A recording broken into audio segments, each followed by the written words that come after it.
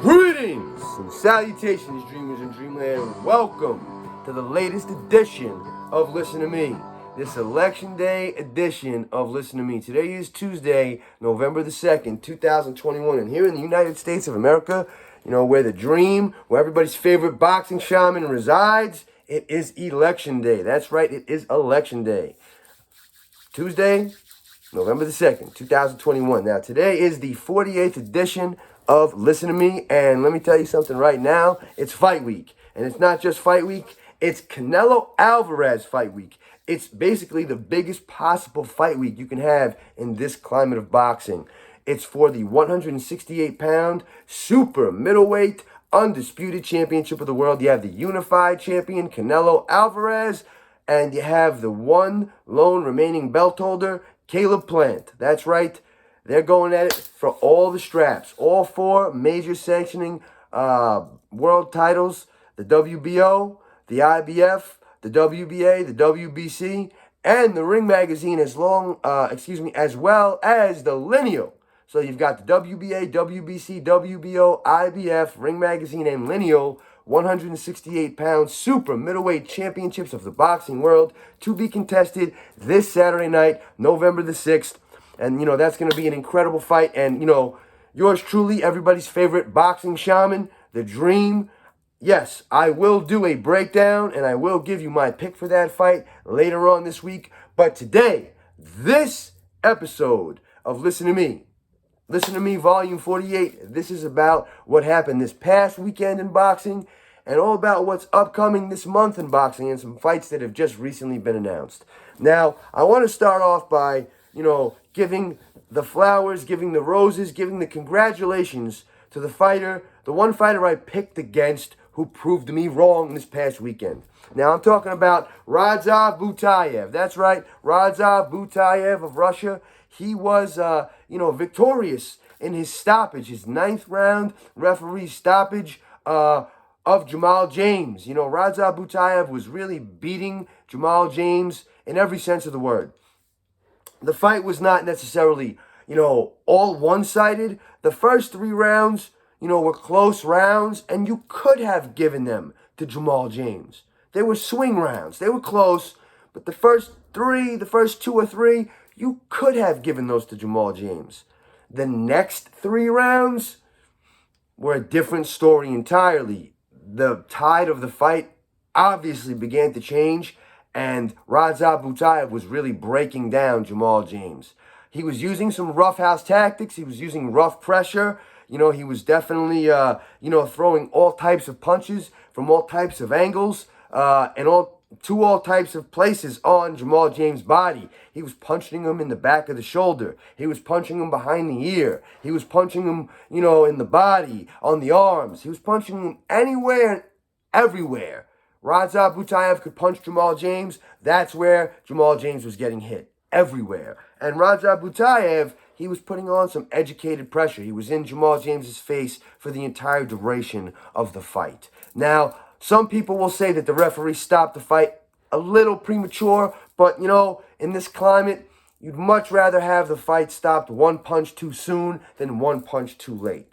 And while it was maybe a little bit premature, I did not see anything Jamal James was doing, stopping Radzab Butayev at all. Jamal James didn't gain any respect from Radzab Butayev from the power on his shots whatsoever. Radzab Butayev was walking through all of those shots, all of that arsenal, all of that ammunition that Jamal James was throwing at Radzab Butayev. Radzab Butayev was, walking through it, cutting through it like a hot knife through butter. Period. End of story. And he was breaking down Jamal James. And Jamal James was definitely, getting beat up, and you could see the attrition. And at the end of the day, you'd much rather have a fighter live to fight another day and maybe have, some of the boxing fans and the pundits not be so satisfied with the referee's timing of his stoppage. You'd rather have that than have a Patrick Day situation. Rest in peace, Patrick Day. You'd rather have that than a Maxim Dadashev situation. Rest in peace, Maxim. You'd rather have that than see what happened to someone like Jerry Quarry or someone like, the most famous Muhammad Ali. Those guys went through wars. And look, I'm from a different era. I'm a little older. I'm gonna be 39 years old in a couple of days. That's a fact. And while I might look young, I remember a different era of boxing. An era of boxing of 15-round fights. An era of boxing where it was commonplace to see guys bloodied and bruised and battered. And where it was, commonplace to have fighters, take these 15-round beatings in consecutive fights. Look, Muhammad Ali was a warrior.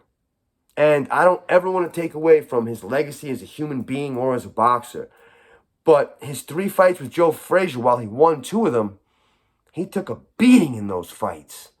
And later on in his life, you could see that with his, Parkinson's and other ailments from taking punches to the head. Jerry Quarry had no idea who he was when he went.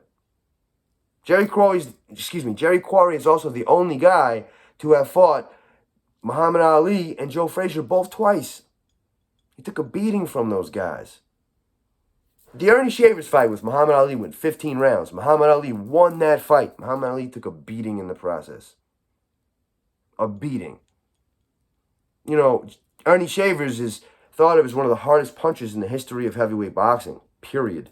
And he was punching Muhammad Ali in the fucking head for 15 rounds.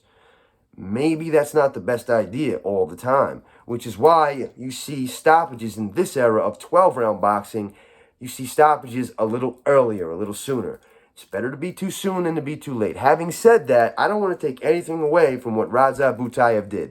He systematically took apart Jamal James. He beat that guy up, and he won that fight convincingly. Congratulations. And you know what? I got that pick wrong, but that's the only one I got wrong all weekend, and I'm glad I got it wrong. Radzab Butayev, he worked for it. He got it done. An exciting fight, 9th round stoppage. Congratulations. Now, Radzab Butayev has set himself up. He is now the WBA regular champion, and Yordenis Ugas has been mandated to face his mandatory challenger, the number 1 WB contender, Imanis Stantionis. Okay? Now, on the other side of that fight, the winner of that fight, whether it's Stantionis or Ugas, they have to fight Radzab Butayev. That's mandated. That's a Final Four scenario that was mandated by the WBA. Now, I don't know. I honestly don't know if Yordenis Ugas can beat Radzab Butayev. I'm not sure, but I'd love to see the fight. I would love to see the fight. Radzab Butayev is not exactly the same, but he has similar tactics to Sean Porter, rough and tumble, rough house, putting pressure on, in your face, head in your chest, could maybe approach the area of dirty boxing, leverage, elbows, head, the guy's a tough guy. He's a rough and tumble guy.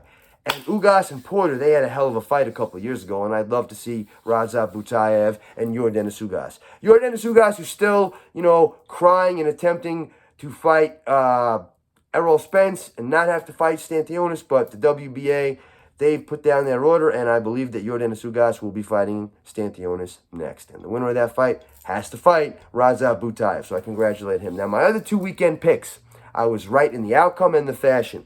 First and foremost, I'm going to go with the fight that I basically scored 100% on this fight. I told each and every one of you that Chantel Cameron would beat Mary McGee in a by points decision.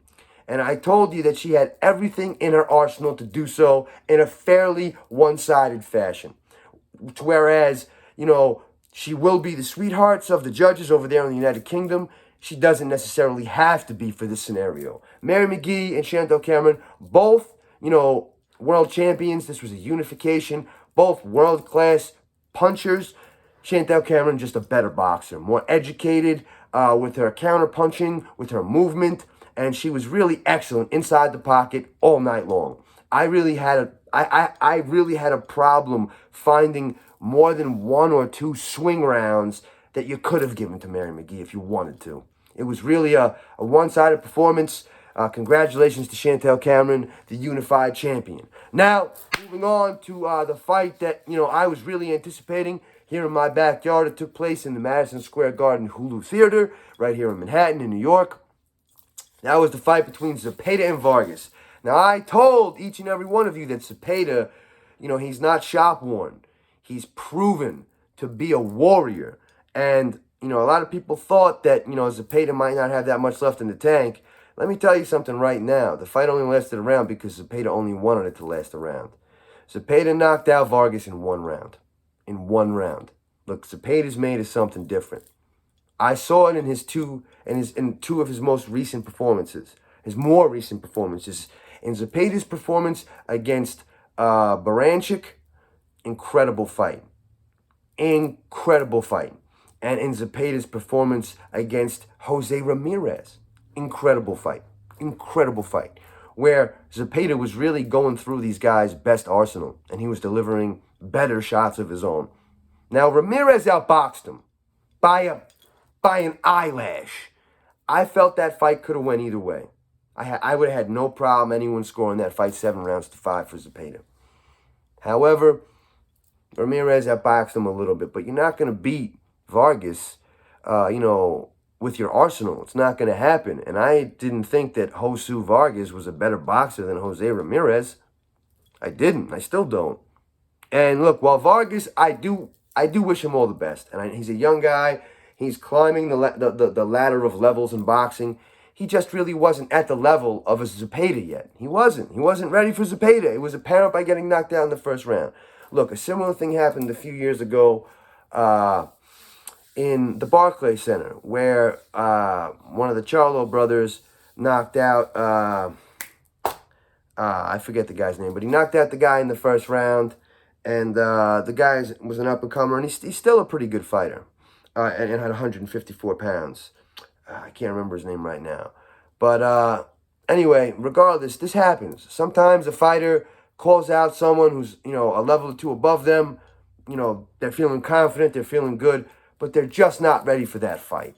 And that's exactly what happened here with Zepeda and Vargas. Vargas was not ready for Zepeda.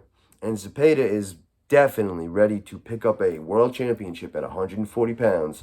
Once Josh Taylor moves up and one of those belts goes vacant, you can bet your bottom dollar. And it'll likely be the WBO title. Because we all know that ESPN and Bob Arum, he's got a way with the WBO. That's just the way it's been historically. And that's not a knock. Al Heyman has a way with the WBA. Or he had a way with the WBA. And, Deontay Wilder, he has a way with the WBC for whatever reason. Or he had a way with the WBC. Certain promotions, certain fighters, they have a way with their, with the sanctioning body. And ESPN has always had a way with the WBO. And I could see Zepeda, I could see him definitely possibly fighting for the vacant WBO title once Josh Taylor moves up to 147 pounds. Look, we all know Josh Taylor's going to, he's going to fight Jack Catterall, and then he's going to move up to 147 pounds. That's basically what he said he's going to do. And he's probably going to go after Terence Crawford. When that 140-pound WBO title goes vacant, mark my words, Jose Zepeda will likely fight for it. Now, moving on. There was a fight that was announced, and then it was not announced. That was the fight between Rowley Romero and Tank Davis. Now, I really don't want to go too much into this because I don't like too much negativity. I feel like pessimism is poison. But this is a boxing story, and it's disgusting if it's true.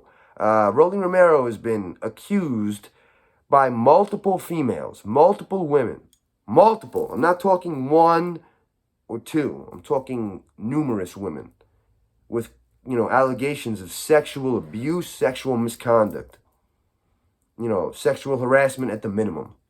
So amidst these allegations, the PBC have pulled the plug on Rowley Romero, pulled him out of that fight with Tank Davis to avoid the negative press. Now, there was a PB show this past weekend that featured, Jamal James and Razal Butayev in the main event, and Boots Ennis in the first round knockout of Thomas Delorme. Boots Ennis was going to be a problem for anyone at 147 pounds, and I mean anyone. Boots Ennis is the real deal. Believe me. Switch hitting, knockout power, excellent boxing IQ. But during that entire PBC show that Boots Ennis was on, that had, Jamal James and Razal Butayev, they didn't mention the Tank Davis fight one time, under the instructions of the PBC's front office, because they didn't want anything said at all about Rowley Romero and his situation with sexual abuse and sexual misconduct with all these women. I don't know if any charges have been filed with any sheriff's department, but listen, the shit's going to hit the fan, and the PBC didn't want to be anywhere near it. They want to be as far away as possible.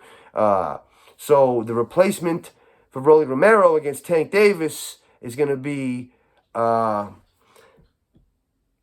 Ismael Cruz.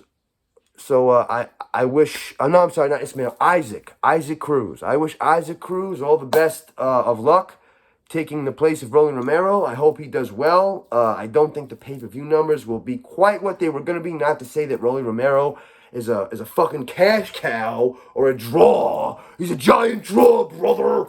He's going to sell out the Silverdome, man. He's Rolly Romero, man. No, that's not what I'm telling you. Not at all. Rolly Romero is not that guy. But Rolly Romero has more of a recognition as a boxer in the United States of America than Isaac Cruz. Period. End of story. Even if it's an increment, even if it's 1% more, it's more. And, you know, Rolly Romero, his name recognition would have made the pay-per-view a little bit more, a little bit more of a little more appealing, a little bit more of a, worth it, a little bit more value for money. But a Tank Davis pay-per-view, you're never going to get value for money. It's always going to be trash because he's never going to fight anyone outside of his promotional umbrella. And that sucks. And he's not going to fight anybody that's going to ever pose a threat to him. It's always going to be someone that's either, a level or two below him or coming up in weight. That's the way they do things with Tank Davis. Look at his resume. Honestly. Since he beat Pedraza, which was, I think, 4 or 5 years ago, what the fuck has he done? What? I mean, he beat Santa Cruz, who was coming up in weight, a smaller guy coming up, a guy he should have beat in that scenario. And then he beat Mario Barrios, a guy who was not nearly at the level of Tank Davis. So, Tank Davis and Isaac Cruz, I wish them all the best. Now, another fight that has been announced that I am very excited about. This fight was announced for December the 11th. This is Vasily Lomachenko, former pound-for-pound king to some, pound-for-pound sweetheart to others. He will be challenged by Richie Comey. Richard Comey, one of my favorite fighters in the 135-pound division. Look, Richard Comey, outside of getting stopped by Teofimo Lopez, I've never seen him lose a fight. Not in my opinion. Not in my opinion. I didn't think he lost to Robert Easter Jr., and I'm not the only one that felt that way. And I didn't feel he lost overseas in Russia. I didn't feel that way at all. Now, we all know what happened with the Teofimo Lopez fight. He got caught. He was firing off, trading off shots with Teofimo, and he got caught. Teofimo was quicker to the punch, more direct, more concise, more precise. And then after he put Richie Comey, after he put him on Woozy Street, I want to stay away from these, questionable words, even though it doesn't mean that. I can't say that anymore. Woozy Street. Richie Comey never got off Woozy Street, and then Teofimo Lopez, he stopped him. Just a barrage of punches on the ropes. The referee stepped in when Richie Comey wasn't defending himself or firing back properly, and that was it. That was the end of the fight. But other than that, I've never seen Richie Comey lose. And the same thing I feel about Richie Comey, I feel about Vasily Lomachenko. I don't feel Vasily Lomachenko lost the fight against Salido. I felt that was a dirty fight, and even with the dirty tactics, I saw Loma win that fight. That's how I felt. I felt Loma won 7 rounds of that fight. Easy. Maybe 8. But, that was a strange fight with low blows and, something like 50 low blows where there was not even a point taken away, where I don't think there was a warning given, punches to the back of the head, and the fight had a controversial outcome. So, I'll tell you this. One thing that I feel Vasily Lomachenko and Richie Comey both have in common is they both legitimately lost only to one fighter. And that one fighter they both legitimately lost to is Teofimo Lopez. They both lost to Teofimo Lopez. In my opinion, Teofimo Lopez beat Loma 7 rounds to 5, maybe 8 rounds to 4. And in my opinion, it's an obvious opinion, everyone's opinion, Richie Comey got stopped by Teofimo Lopez. So Teofimo Lopez is basically the only guy to beat Richie Comey and the only guy to beat Vasily Lomachenko. Clean. The only guy to beat both of those guys clean. And they're going to square off. They're going to go one-on-one on December 11th on ESPN. And it's going to be fucking great. I can't wait to see that fight. That fight was supposed to happen before the Vasily Lomachenko-Teofimo Lopez fight. But Richie Comey had to pull out with injury. He was going to be in a unification. Had to pull out with injury. Subsequently ended up in the Teofimo Lopez fight.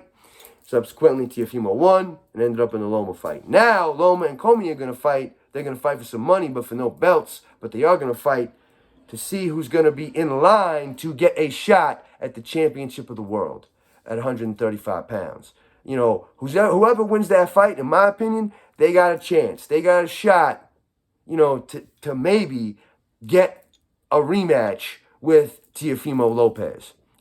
And if they don't get a rematch, the winner of that fight is in line to pick up possibly a vacant title. Teofimo Lopez has stated for a long time that he's busting at the seams, that he may move up to 140 pounds. Richie Comey ain't going to 140 pounds, and neither is Vasily Lomachenko. So those guys could be there to pick up a title at 135 pounds when one of those three championships goes vacant. So, you know, big fight coming up between Richie Comey and Lomachenko. Big fight, or, a pay-per-view, semi-big fight with Tank Davis and Isaac Cruz. Congratulations to Razab Butayev, who right now is really looking like a problem for anyone at 147 pounds that's ranked by the WBA. So your Dennis Ugas, be on the lookout for that guy. And listen, congratulations to Boots Ennis. He's on the way up. He's on the rise. Dreamers in Dreamland, until we meet again, whether you're a fan, family, friend, or foe, I love each and every one of you, but not that much. Ha ha! Until we meet again. Peace.